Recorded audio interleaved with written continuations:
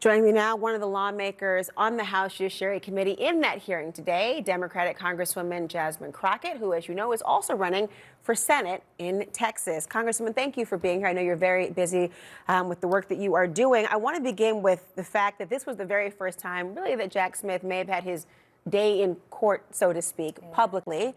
All right, buckle up, buttercups. We're diving into a transcript that's juicier than a peach in July. And trust me, there's a lot to unpack. Today we're talking about Congresswoman Jasmine Crockett's take on Jack Smith, Trump's alleged crimes, and why some folks in Congress seem to be allergic to the truth. Get ready to have your mind blown or at least mildly irritated depending on which side of the political fence you're on. Let's roll the tape. He's wanted to testify publicly. You had advocated for that as well. Do you think that his ability to do so today was a good thing? I do. I was receiving text messages as the hearing was going on from all kinds of people, other lawmakers, as well as just people back home that were watching. And so I think that it was an opportunity for America to see the credibility of the person who has really been put on trial when it comes to the public opinion. Okay, pause right there. Put on trial when it comes to public opinion? Think about that for a second. We're talking about a special prosecutor, Jack Smith, who's literally tasked with upholding the law. And he's been dragged through the mud by the former president like a forgotten toy in a sandbox. It's a classic move. When you can't beat the facts, you attack the messenger. It's like trying to argue with your landlord about a leaky faucet. And instead of fixing it, they start spreading rumors that you don't pay your rent on time. It's a distraction, a smokescreen, designed to make you forget what the actual issue is: accountability. And honestly, it's insulting to anyone who believes in a fair justice system. The goal isn't truth, it's chaos. And unfortunately, it works on some people. Right? And that's been by the president. He has consistently said all kinds of nasty and threatening things about Jack Smith.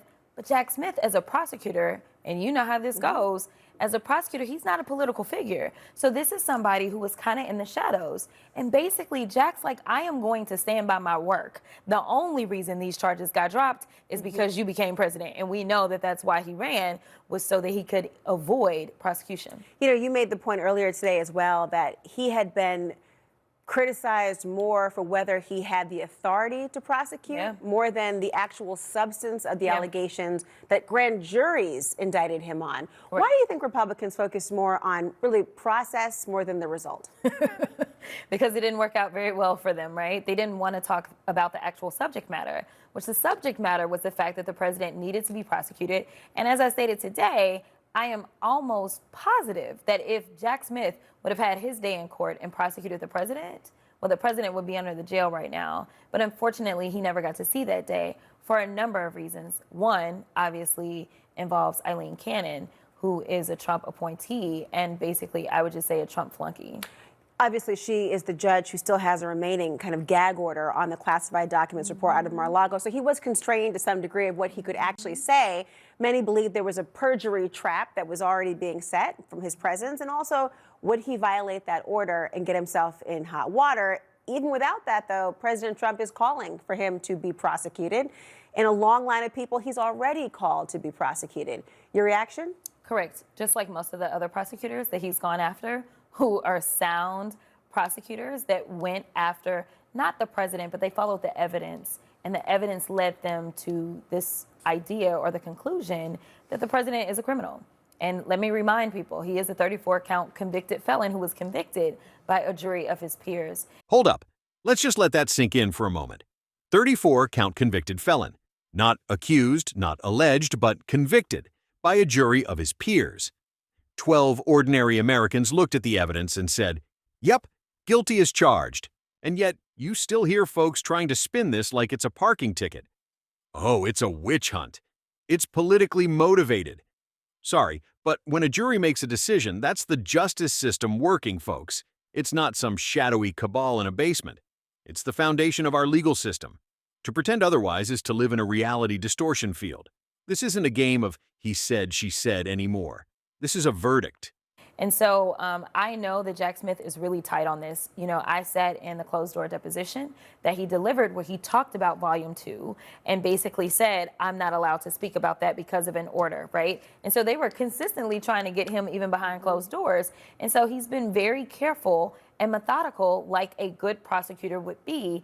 And regardless of whether or not he respects Eileen Cannon as a judge or respects her lack of ability to process things in the way that we would expect of a jurist, he still respects the law. And that is the one thing that I want people to understand, is they were going after him and saying that this was nothing but a witch hunt and that it was weaponization. In the midst of all this drama, he's still saying that this rogue judge has a court order and he's abiding by that. That tells you everything that you need to know about who he is. And yet they were criticizing his career as a prosecutor. He went to great lengths at different points to make sure he was differentiated from the person, Jack Smith, and the role of his office and representing the Department of Justice. Obviously, prosecutors are fungible. It's the people versus an issue. But there was an issue that really got under the craw of Republicans like Jim Jordan, and that was the subpoenas for phone records. Now, these subpoenas did not actually get the substance of the phone calls. No one's wiretapping through it. It's actually quite common, but you get the fact that a call was made and the duration and the telephone numbers. But then there was also a point about confidential sourcing and the payment. Did either of those 2 points, either in the first time you heard him behind closed doors or now, do you think that impacts his credibility? No, absolutely not. The fact that he got toll records. Remember when the Senate decided to add in, when they reopened the government, $500,000 payments? Now, can you imagine that basically you decided that you were going to be on a phone call with a criminal, a defendant, right? And basically, as they are trying to develop their case and they are trying to figure out like who was where, making what phone calls, and to who and to how, that's all they were, was toll records. These were not wiretaps, right? Interestingly enough, today I also dealt with MLK and the declassification of those documents. And we were talking about Hoover and how Hoover tapped MLK's phones, right? Like, this is what the federal government did. And I also pointed out, that's the substance of the call, not just the existence. Substance. Exactly, not just the existence, right? But we know that this federal government, as they said that, oh, this was a weaponization by this rogue DOJ under the Biden-Harris administration, which is very weird too, because, you know, Biden was coming in, but whole other issue. But nevertheless, and this was a special appointed prosecutor, right? But the idea that they have the audacity to make these arguments in a time in which ICE, of all organizations, has decided that they are going to spy on people, that is crazy. Like, you're mad that somebody sees that you made a phone call, yet you have nothing to say about, especially on today, where we went through our funding bill and you increased the funding to ICE. ICE is now the 5th largest funded military in the world. That is crazy. And they are consistently violating people's constitutional rights. That's not a violation of your constitutional rights whatsoever. Identify the part about the spying. What is the reference you're making to ICE? Okay, whoa. Let's hit the brakes on that one. She just dropped a bomb about ICE being the 5th largest funded military in the world and consistently violating people's constitutional rights. And then contrasts it with Republicans freaking out about phone records. The level of selective outrage here is just mind-boggling. It's like complaining about a hangnail while your house is on fire. We've got real concerns about surveillance, civil liberties, and the unchecked power of agencies like ICE, especially when they're targeting vulnerable communities. But sure, let's hyper-focus on whether someone saw a phone number. It's a classic misdirection, folks. Don't look at the massive problems over there. Being allowed to spy. Are you talking about a memo to go into people's homes or something more? No, right now what they are doing is getting technology to actually get at people's cell phones. Okay. And that information. And so, to me, I don't know how far they're going to go with that, but that's what they're doing now. Congresswoman Jasmine Crockett, thank you for joining. Whew, what a ride, right? From the political circus around Jack Smith to the undeniable facts of Trump's conviction, and then a stark reminder about the real threats to our civil liberties from agencies like ICE. Congresswoman Crockett really laid it out there, and it's a crucial conversation we all need to keep having. What did you think of her points? Did anything she say resonate with you, or maybe get under your skin? Let us know in the comments below. Don't forget to like this video, subscribe for more no-nonsense political breakdowns, and hit that notification bell so you don't miss our next deep dive. Stay informed, stay engaged, and we'll catch you next time. Absolutely.